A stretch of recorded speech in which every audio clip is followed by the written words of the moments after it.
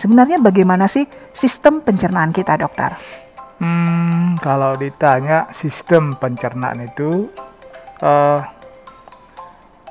di arti pencernaan artinya mengolah, merubah, mencerna makanan dari awal sampai akhirnya.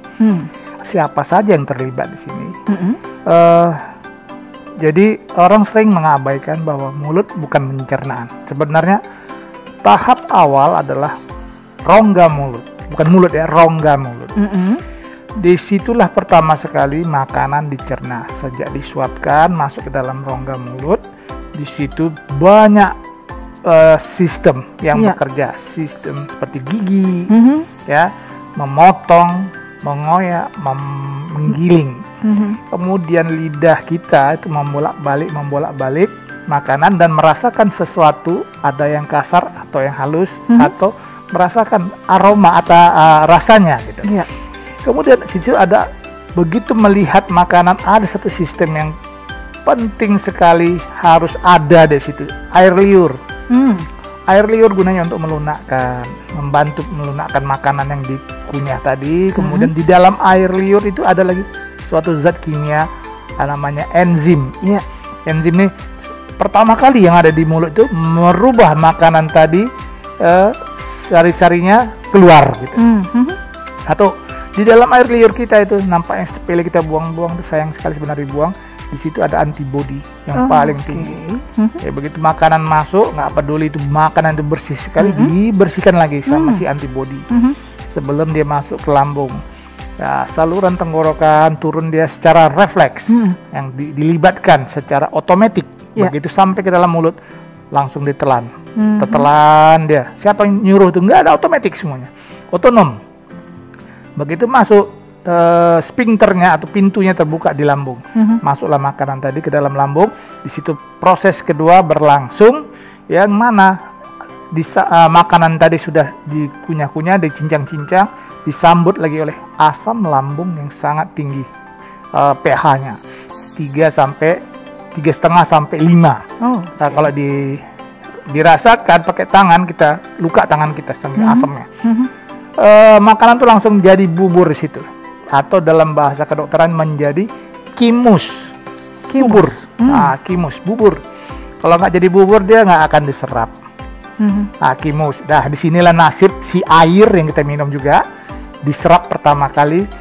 Nah, kalau orang memakan peminum alkohol, disitulah pertama kali. Kenapa orang minum alkohol langsung mabuk? Disitulah dia di lambung besar itu, langsung diserap, langsung dia mabuk.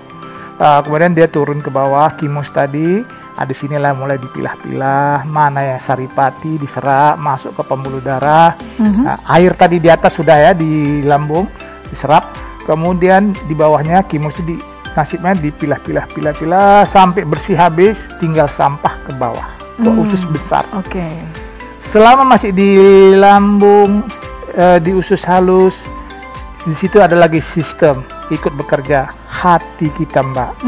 Dialah membackup mana racun, sini sama aku. Nah, situ ada empedu, cairan empedu. Orang nih makan sup, maka cairan empedu masuk ke dalam saluran usus, maka dipecahlah lemak yang ada dalam sup tadi agar bisa dipakai, agar bisa dicerna. Kalau dalam bentuk asli lemak, ya lemak lagi keluar nanti besok-besoknya. Nah, orang ini kasihan, lapisan lemaknya nggak ada gitu. Jadi si asam empedu ini memecah-mecah menjadi partikel yang kecil agar mudah diserap oleh pembuluh darah, agar bisa dipakai untuk pembangunan sel tubuhnya. Kemudian setelah itu, setelah empedu selesai kerjanya, dia diserap kembali. Itulah ada sistem kesehatan pencernaan kita. Ya, kalau dia sehat begitu kerjanya. Kalau enggak, ya si empedunya tersumbat, dia nggak akan keluar. Orang ini makan juga lemak-lemak, maka dia menderita nanti. Nah, ke bawah lagi tinggallah sampah bersama air. Rugi kalau orang makan, ya, atau orang yang kurang mengkonsumsi air satu hari minimal 8 gelas, maka dia akan rugi. Kenapa? Kotoran sisa tadi, sampah tadi akan mengeras, karena Kenapa? Tubuh butuh air. Ya. Air dari mana? Dicari-cari. Orang ini nggak minum-minum juga, minumnya cuma gelas. Maka dicarilah sumber air. Terdapat di daerah usus besar bersama kotoran di situ. Seraplah si air tadi. Tentu dengan bukan serap begitu saja, proses yang luar biasa rumit. Maka air yang diserap menjadi bersih, jadi dipakai oleh seluruh tubuh. Namun kotoran tadi mengeras seperti batu. Orang ini akan menderita. Maka dia bilang, dokter, saya buang air besar tuh 4 hari baru buang air. Kalau enggak dok, nggak bisa dok. Nah, akhirnya tubuh beradaptasi sama sistem ini. Nah, jadi setiap 4 hari baru dia buang air. Akhirnya terpola begitu ya dok ya? Udah dipola gitu kan. Akhirnya udah biasa dia gitu. Tapi dia selalu menyimpan racun. Orang ini mudah sakit akhirnya. Saya ponis mudah sakit. Baik.